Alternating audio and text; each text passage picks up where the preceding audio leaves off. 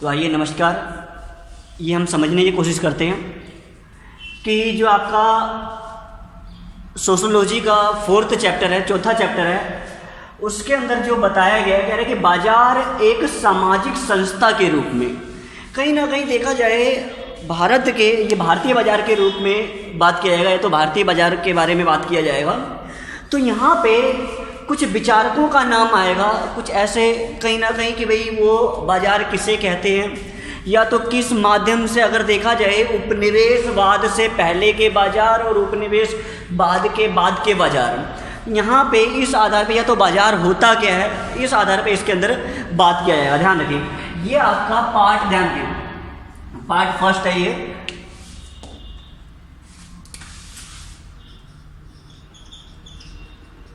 Part first है क्योंकि ये काफ़ी बड़ा चैप्टर है, इस वजह से ये पार्ट फर्स्ट के माध्यम से आपको समझाने की कोशिश किया जा रहा है। तो यहाँ पे जरा समझिए, जरा बाजार हम कहते किसको हैं। यानी कि बाजार का अर्थ होता है जहाँ पे किसी भी वस्तुओं का क्रय विक्रय किया जाए। ध्यान रखें,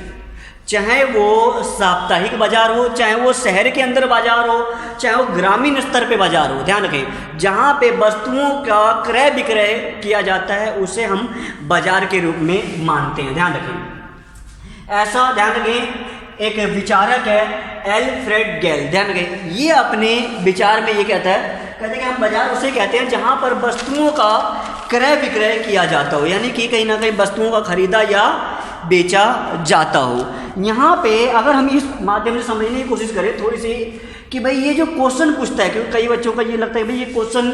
कैसे पूछा जाता है, क्वेश्चन किस प्रकार से, यानी प्रश्न आपसे किस प्रकार से पूछा जाता है। कह रहे किस तरह से एक बाजार जैसे एक साप्ताहिक ग्रामीण बाजार एक सामाजिक संस्था है, यानी किस प्रकार से बाजार या तो साप्ताहिक बाजार कहीं ना कहीं सामाजिक संस्था है। यहाँ पे यही क्वेश्चन कई बार किस प्रकार से पूछता है, कह रहे कि एल्फ्रेड गेल, ध्यान रखें, कि बाजार अर्थव्यवस्था के तर्क को स्पष्ट कीजिए। यानी कि एल्फ्रेड गेल बाजार के बारे में क्या कहता है। मैंने बोला ना, यहाँ पे जब सामान की क्रय विक्रय किया जाए उस स्थान के, यानी कि किसी भी वस्तु का क्रय विक्रय किया जाए उस स्थान को बाजार कहा जाता है। ध्यान रखिए,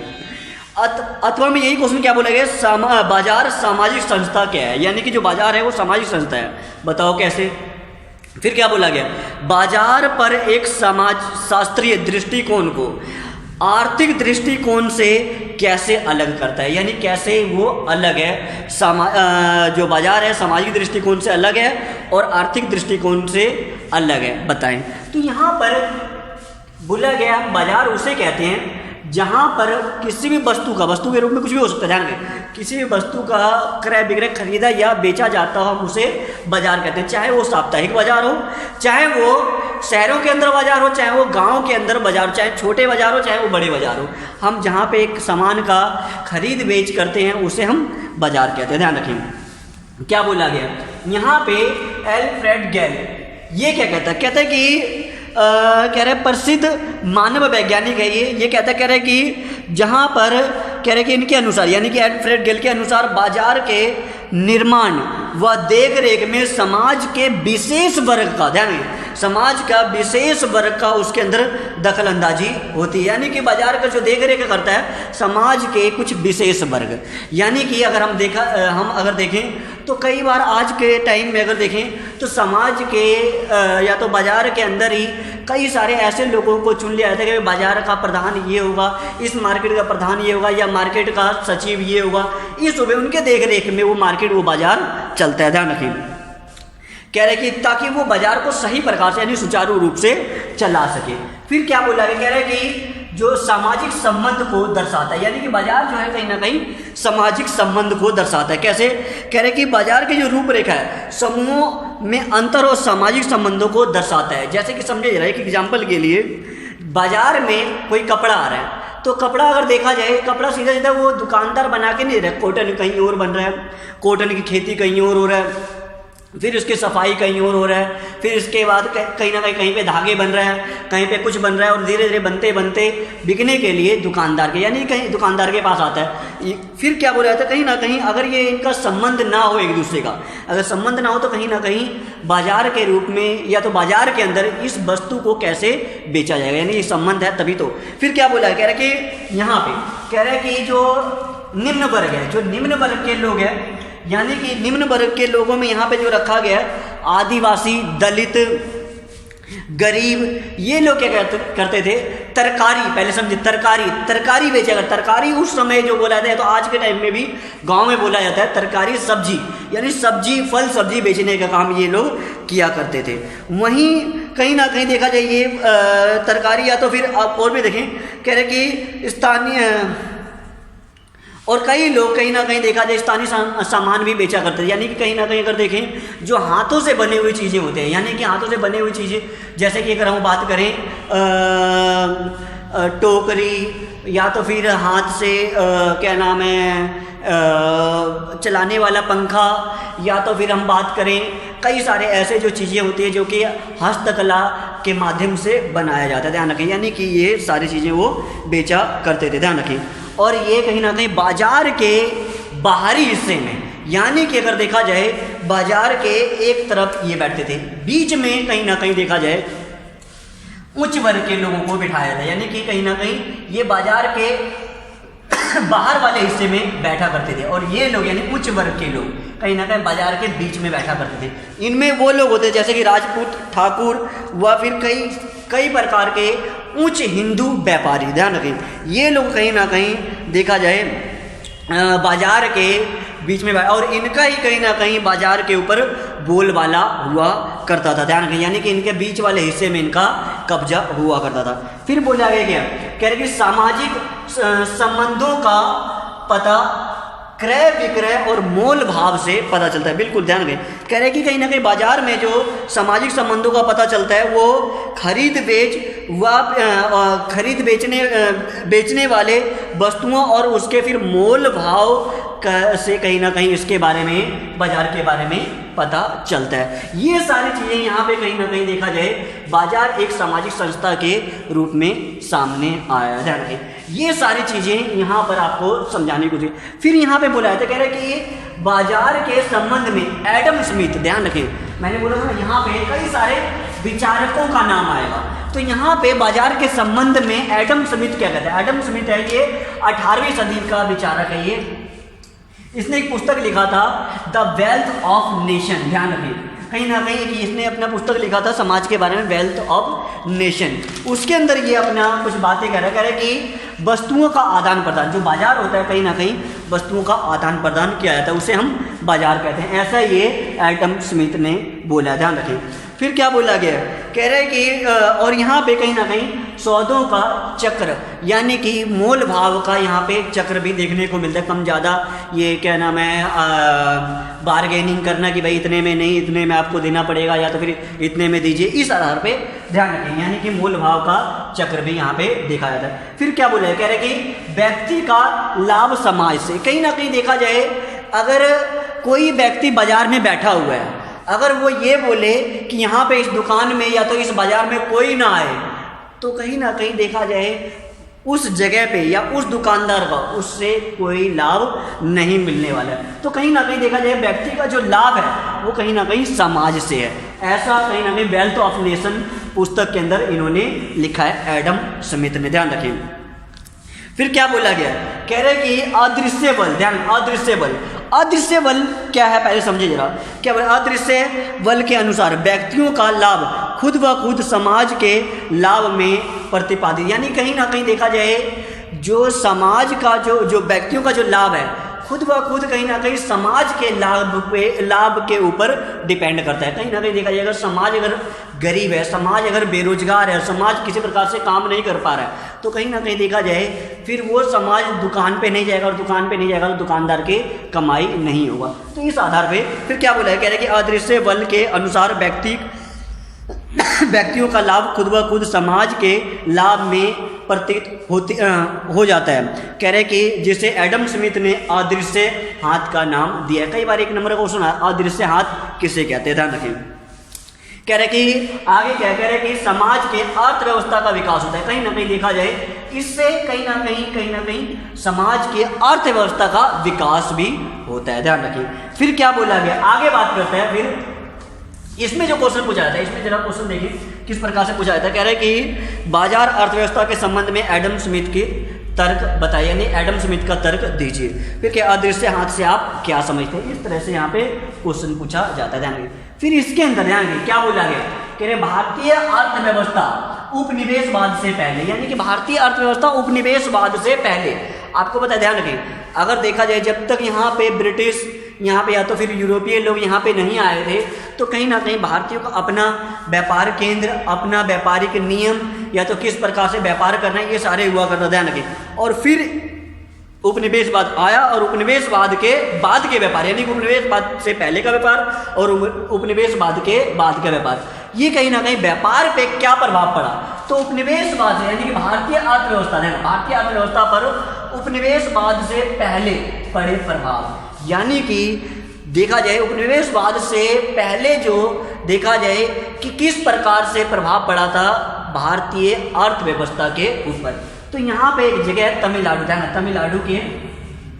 चेटियर, ध्यान रखें, समझे जरा। कह रहे कि एडम स्मिथ 18वीं शताब्दी का, एडम स्मिथ कह रहा हूँ, ये जो भारतीय अर्थव्यवस्था के बारे में बोला गया,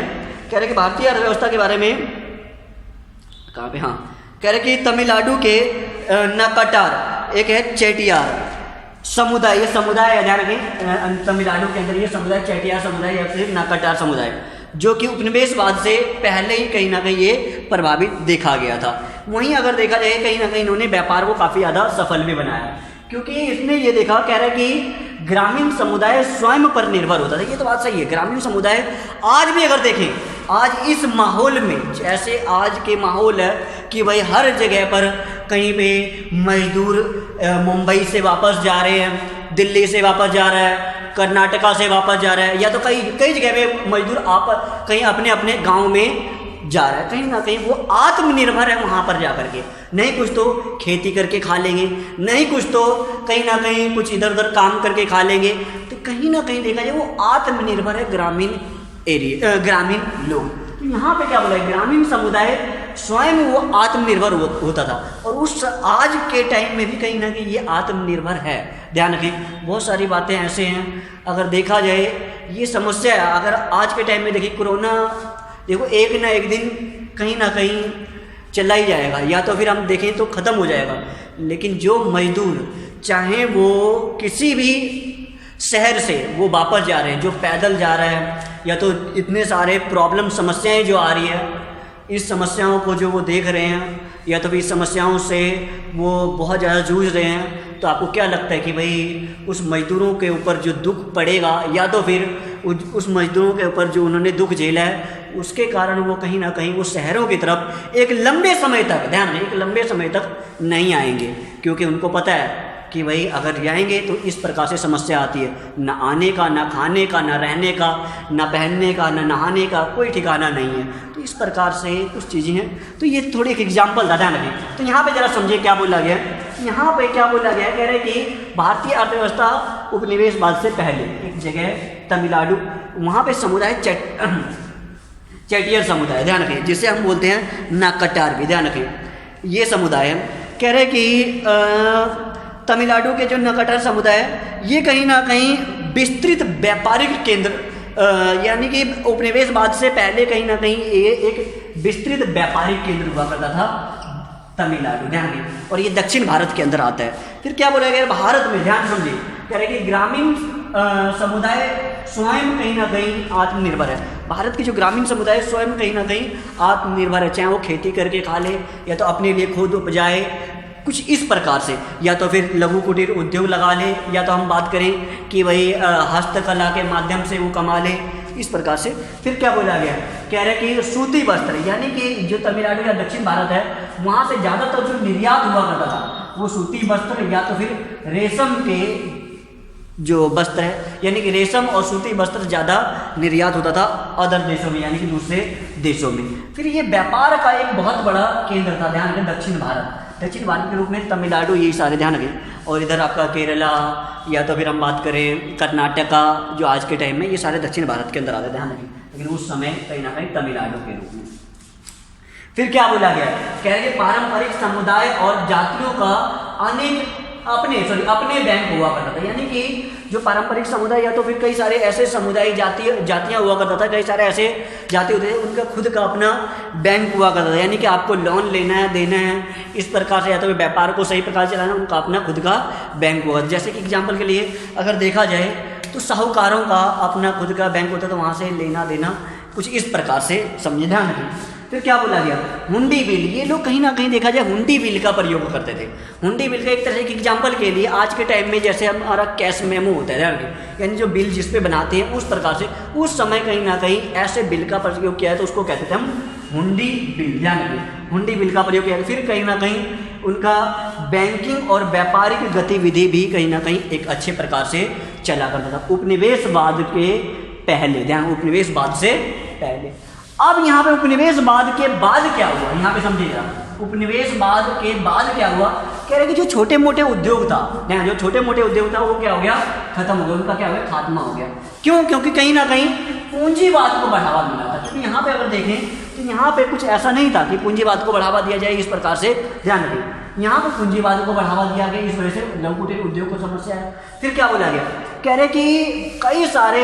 यूरोपीय व्यापारी भारत के अंदर आ गए थे व्यापार करने के लिए। कहीं ना कहीं जो यूरोपीय व्यापारी भारत के अंदर व्यापार करने के लिए आए थे, तो कहीं ना कहीं इससे कहीं ना कहीं पूंजीवादी में बढ़ावा मिला। फिर क्या बोला गया, कह रहे कि इससे जमींदारी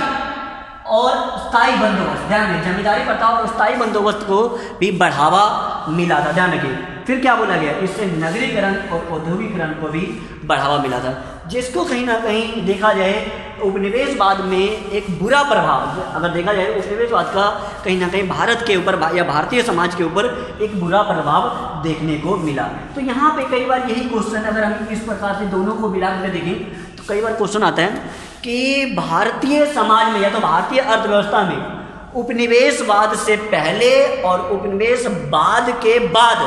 पड़े प्रभाव के बारे में बताइए। तो उपनिवेशवाद से पहले और उपनिवेशवाद के बाद के प्रभाव है। तो ध्यान में ये आपका फर्स्ट पार्ट है, और आगे जो आपको मैं करवाऊंगा सेकंड और थर्ड पार्ट, ध्यान रखें। तो यहाँ तक ये था आपका फर्स्ट पार्ट। अगर आप लोगों को लगता है कि भाई ये मुझे समझ में नहीं आया, तो किसी प्रकार से समस्याएं लगती है, तो आप मुझे मैसेज कर सकते हैं। और अब ध्यान रखें, अभी तक कई सारे बच्चों को ये लगता है हमारा पेपर होगा या नहीं होगा, या तो ये हमें प्रमोट कर दिया जाएगा, ऐसा कुछ नहीं है, ध्यान रखें। और अब कहीं ना कहीं मानव संसाधन मंत्रालय की तरफ से एक इस आधार पर समझिए, CBSE की तरफ से, ध्यान, CBSE की तरफ से आपको कहीं ना कहीं एक डेट शीट भी आ गई कि भी आपका पेपर कब होगा या नहीं होगा। अपने CBSE के साइट पे जाकर के आप देख सकते हैं। फिर भी मैं दो तीन पेपर के बारे में बता दूं। जो आपका जो होम साइंस है वो आपका 1 जुलाई, ध्यान रखें। आपका जो हिंदी है, हिंदी चाहे वो क्या नाम है, हिंदी कोर हो या हिंदी इलेक्टिव हो, ध्यान रखें आपका ये 2 तारीख को होगा। और वहीं जो सोशोलॉजी है ये आपका 13 तारीख को होगा। तो ध्यान रखें ये सारे पेपर होंगे, ध्यान रखें, ये ना सोचें ना नहीं होगा। तो इसके लिए जितने भी बच्चे हैं या तो जितने भी स्टूडेंट हैं उनके पास आप ये मैसेज कर दें, या तो फिर उनके पास भी ये लिंक सेंड कर दें, उनको बोलें भाई ये लाइक कर दें, सब्सक्राइब कर दें, ताकि उनके पास भी ये जैसे ही मैं ये वीडियो डालूँ या तो फिर आगे के जो भी वीडियो डले उनके पास ये पहुंच जाए, ध्यान रखें, ताकि उनको भी इससे लाभ हो सके। तो आज के लिए इतना ही, जय हिंद।